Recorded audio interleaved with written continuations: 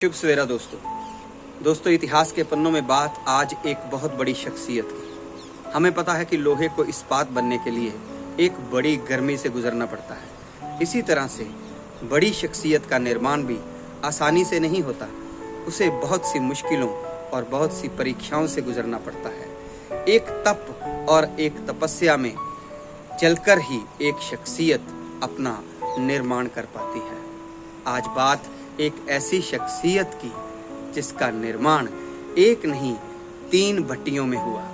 वो 3 भट्टियां जो थी, एक ममता और धर्म की भट्टी थी, एक राष्ट्र प्रेम की भट्टी थी और एक थी शस्त्र विद्या की भट्टी। जी हाँ, ये 3 भट्टियां जो थी उन्होंने एक ऐसी शख्सियत का निर्माण किया जिसे हम और आप छत्रपति शिवाजी कहते हैं। पहली भट्टी ममता की भट्टी। जी हाँ, शिवाजी की माता जी जीजाबाई, जो कि बहुत बड़े उच्च राजसी घराने से थी, लेकिन बदकिस्मती से ये महिला अपने पति द्वारा तिरस्कृत थी और उन्होंने अपनी सारी की सारी ऊर्जा अपने बेटे में प्रवाहित कर दी। उसे बताया कि रामायण और महाभारत के जो महान पात्र हैं उनके जैसा कैसे बनना है।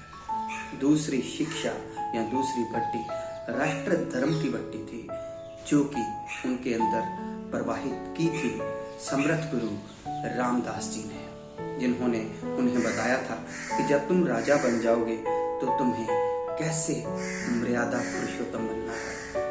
और तीसरी भट्टी जो थी वो शस्त्र विद्या के गुरु की भट्टी थी, जिनका नाम था दादा कौंडदेव।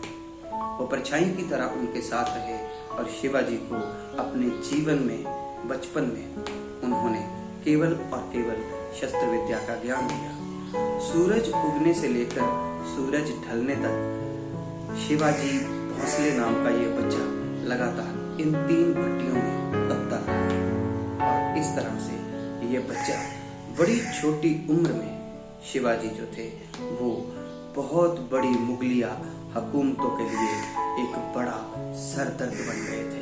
कहते हैं इश्क और जंग में सब जायज होता है। एक नहीं अनेक गुणों के समावेश थे छत्रपति शिवाजी। उन्होंने लड़ाइयां भी लड़ी, उन्होंने समझौते भी किए। वो चालाकी के साथ अफजल खान को भी मारते हैं और बड़ी चालाकी के साथ फलों के टोकरे में बैठकर आगरे के किले से बाहर भी आ जाते हैं। 40,000 की सर्वश्रेष्ठ सेना का निर्माण भी करते हैं।